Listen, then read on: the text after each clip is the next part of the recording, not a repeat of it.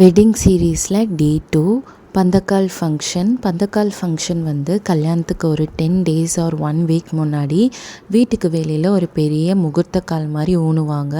அது வந்து ஊன்றதுக்கு முன்னாடி நம்ம க்ளோஸ் ரிலேட்டிவ்ஸில் ஜென்ரலாக லேடிஸ் கூப்பிட்டு ஃபுல்லாக மஞ்சள் அண்ட் குங்குமம் போட்டு வச்சு சாமி கும்பிடுவாங்க.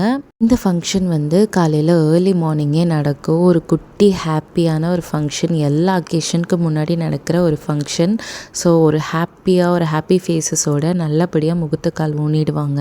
வீட்டுக்கு வெளியில் இந்த முகூர்த்தக்கால் ஊனக்கப்புறமா வெளியில் உள்ளவங்களுக்கும் வீட்டில் வந்து கல்யாண விசேஷம் வருதுங்கிறது தெரியும்.